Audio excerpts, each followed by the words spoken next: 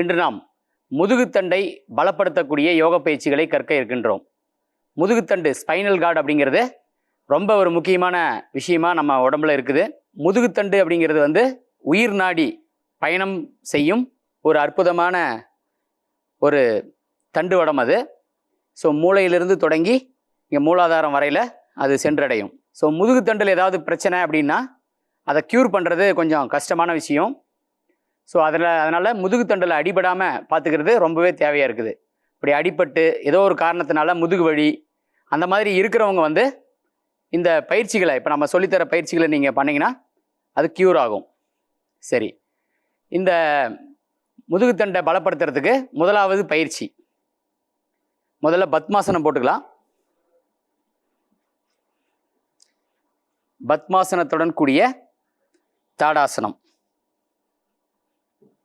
கைகளை மூச்சை இழுத்துக்கிட்டே முதுகுத்தண்டு நேராக இருக்கணும். இந்த பத்மாசனம் போடுறதுல என்ன ஒரு பியூட்டி அப்படின்னு பார்த்தீங்கன்னா, இந்த பத்மாசனம் போட்டாவே முதுகுத்தண்டு நேராகிடும். நீங்கள் நேராக நிமிர்ந்து உட்காரணும் அப்படிங்கிற அவசியம் இல்லை. இது போட்டிங்கனாவே உங்களால் நிமிர்ந்து தான் உட்கார முடியும். ஸோ இந்த மாதிரி போட்டு மூச்சை இழுத்துக்கிட்டே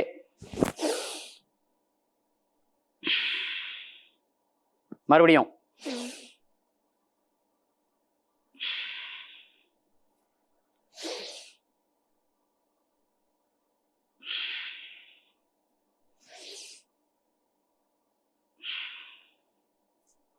ஸோ இந்த மாதிரி ஒரு 10 டைம்ஸ் நீங்கள் செய்யலாம்.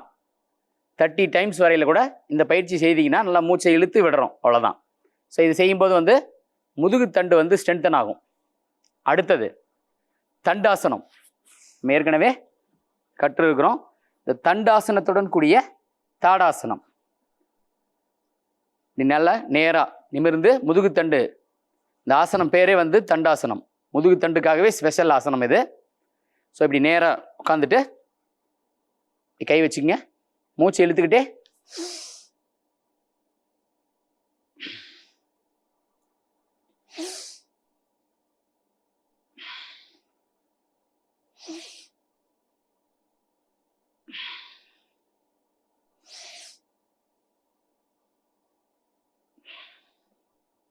இதுவும் ஒரு 10 to 30 டைம்ஸ் நீங்கள் செய்தீங்கன்னா ரொம்ப பலன்கள் அதிகமாக இருக்கும். அடுத்தது சேது பந்தாசனம். இப்படி படுத்துக்கலாம், மல்லாந்து படுத்துக்கலாம்.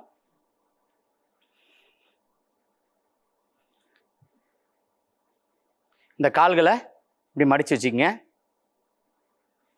ஒரு மேம்பாலம் போல் நம்ம வளைஞ்சி நிற்கிறது. இப்படி காலை பிடிச்சிக்கிட்டு 2 கைகளால் கணுக்கால்களை பிடிச்சிக்கணும். இங்கே பாருங்கள், இந்த வயிறு பகுதியை மட்டும் மேலே எழுப்புறோம்.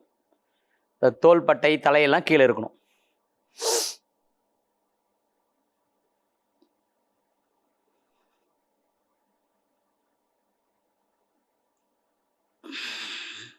மூச்சை விட்டுக்கிட்டு ஒரு 20 செகண்ட்ஸ் இருந்துட்டு அந்த நிலையில் இருந்துட்டு கீழே இறங்கணும்.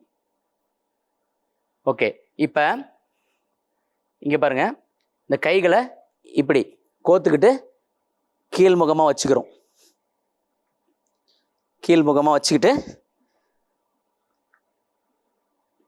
இந்த சேது பந்தாசனம் செய்கிறோம். இப்போ வலது காலை மேலே தூக்குறோம். மெதுவாக கீழே விட்டுலாம். இடது காலை மெதுவாக விட்டுடலாம். இப்போ மெதுவாக கைகள் எடுத்துகிட்டு ரெஸ்டிங் பொசிஷன் வந்துடணும்.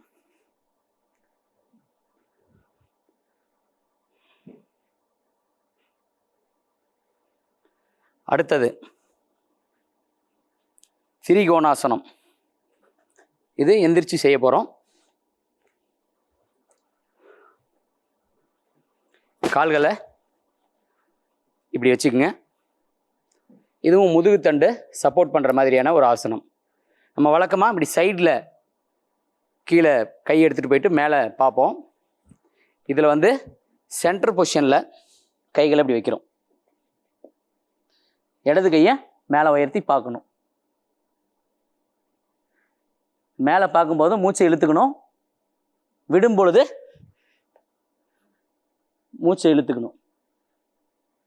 விடும் பொழுது மூச்சை விடணும்.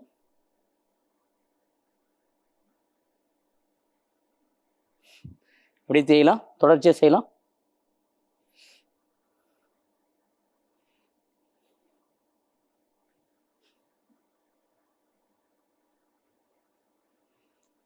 ஓகே, இப்போ அடுத்தது பர்வதாசனம். முட்டி போட்டுக்கலாம். போட்டு கால்கள் அப்படி எடுத்து பர்வதாசனம். இப்போ வலது காலை மேலே தூக்குறோம், வச்சுட்டு இடது காலை மேலே தூக்குறோம்.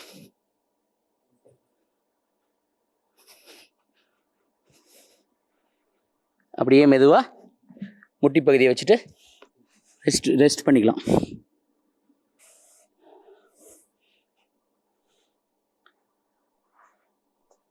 அடுத்த யோக நிகழ்ச்சியில் மீண்டும் சந்திப்போம். நன்றி, வணக்கம்.